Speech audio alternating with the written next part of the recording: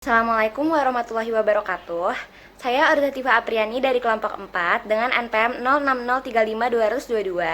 Pada kesempatan kali ini akan menjelaskan mengenai otorank psikologi humanistik.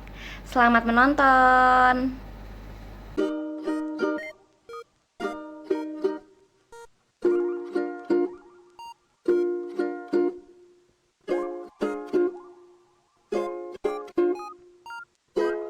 Otto Rank adalah seorang psikoanalisis dan psikoterapis Austria, salah satu murid pertama Sigmund Freud, yang dengannya dia bekerja selama 20 tahun.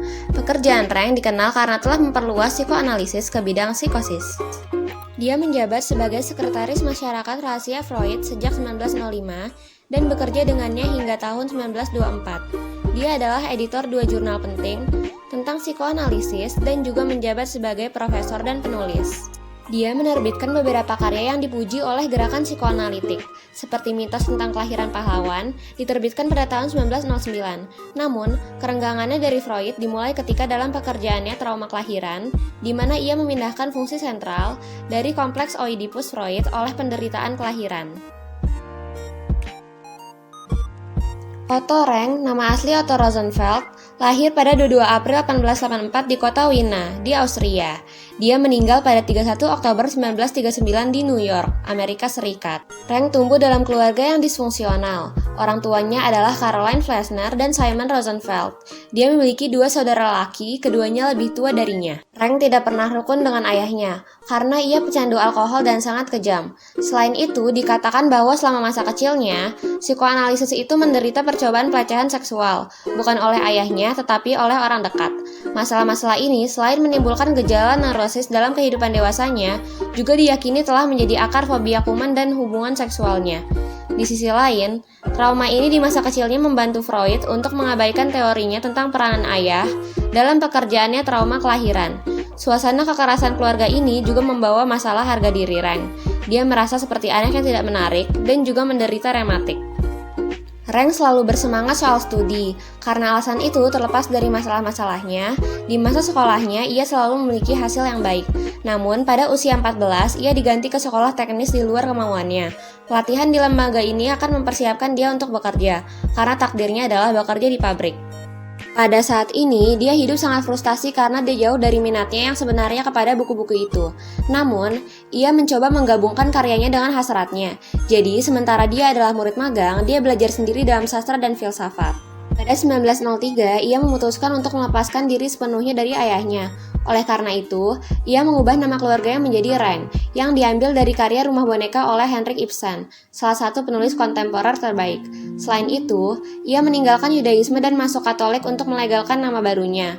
Namun, bertahun-tahun kemudian, sebelum menikah, ia kembali ke akar Yahudi. Sekarang, mari kita membahas awal dari karir Rank. Pada 1904, Rank menjadi tertarik pada psikoanalisis. Sampai saat itu, ia memiliki pendidikan otodidak. Dia sangat cerdas dan memiliki keinginan besar untuk pengetahuan. Tahun itu, ia membaca interpretasi mimpi Sigmund Freud dan pada tahun 1905, ia bertemu dengan bapak psikoanalisis. Rank menjadi salah satu murid favorit Freud. Pada tahun 1906, ia dipekerjakan sebagai sekretaris yang disebut Masyarakat Psikologis Rabu, yang mencakup 17 psikoanalisis. Di antaranya adalah dokter dan orang awam, istilah yang digunakan oleh Freud untuk mereka yang bukan dokter. Tugas Rank adalah mengumpulkan biaya dan mencatat secara tertulis diskusi dari pertemuan-pertemuan itu. Berkat dukungan Freud, Rank memulai studinya di universitas pada tahun 1908. Ia belajar filsafat, disiplin ilmu Jerman, dan bahasa klasik di Wiener. Pada 1912, ia memperoleh gelar doktor. Pada saat itu, ia sudah menerbitkan beberapa karya sastra sebagai artis, alasan incest dalam puisi, dan legenda dan mitos tentang kelahiran pahlawan. Yang terakhir adalah karya di mana ia menerapkan teknik analitis Sigmund Freud pada interpretasi mitos. Karya ini kemudian menjadi klasik literatur psikoanalitik. Karya-karya awal Rank diterima dengan sangat baik oleh gerakan psikoanalitik. Namun, meskipun sedikit demi sedikit, dia memberikan petunjuk kemana idenya menuju, yaitu menjauh dari psikoanalisis Freud. Bagi Rank, psikoterapi bukanlah perubahan intelektual melainkan perubahan emosional, yang juga terjadi di masa kini. Ia juga memahami kepribadian sebagai unit yang lengkap yang berkembang dalam 4 fase yang ia sebut akrab, sosial, artistik, dan spiritual. Salah satu teori paling menarik yang diusulkan oleh Rank terungkap dalam karyanya Artis. Dalam karya ini, penulis mengabdikan dirinya pada topik kreativitas artistik dengan fokus pada aspek kehendak. Psikoanalisis meyakinkan bahwa semua orang dilahirkan dengan wasiat yang membuat mereka bebas dari dominasi apapun.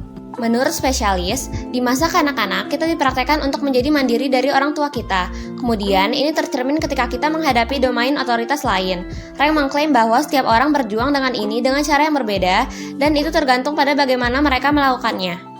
Rank menggambarkan 3 tipe dasar orang, yaitu yang diadaptasi, yang neurotik, dan yang produktif. Yang pertama, sesuai dengan tipe orang yang kehendaknya telah dipaksakan. Itu harus mematuhi otoritas serta kode moral dan sosial. Orang-orang ini diklasifikasikan sebagai pasif dan terarah. Menurut penulis, kebanyakan orang masuk kategori ini. Yang kedua, tipe neurotik adalah orang dengan kemauan yang lebih besar. Masalahnya adalah bahwa mereka harus berurusan dengan perjuangan konstan antara eksternal dan internal. Mereka sering merasa khawatir dan bersalah karena memiliki apa yang mereka pikir sebagai keengganan. Namun, untuk Rank, subjek-subjek ini memiliki perkembangan moral yang jauh lebih besar daripada tipe pertama. Yang ketiga adalah tipe produktif, dan itu yang disebut penulis sebagai seniman, kreatif, jenius, dan tipe yang sadar akan dirinya sendiri. Tipe orang ini tidak menghadapi dirinya sendiri tetapi menerima. Artinya, mereka adalah individu yang bekerja pada diri mereka sendiri dan kemudian mencoba menciptakan dunia yang berbeda.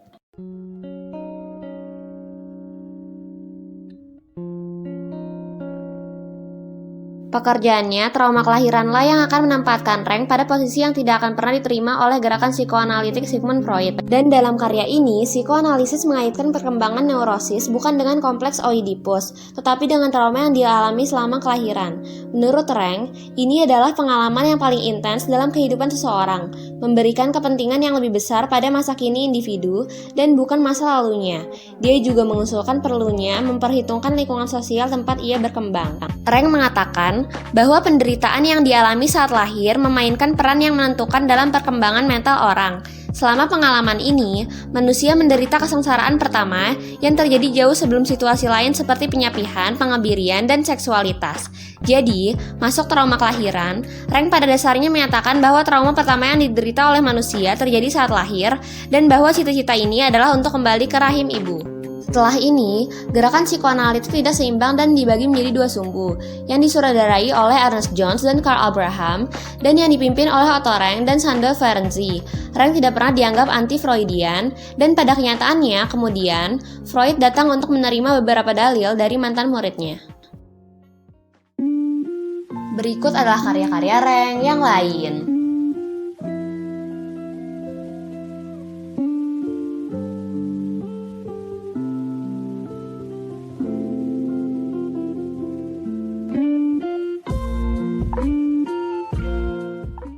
Demikian penjelasan saya, untuk kurang lebihnya mohon maaf. Wassalamualaikum warahmatullahi wabarakatuh.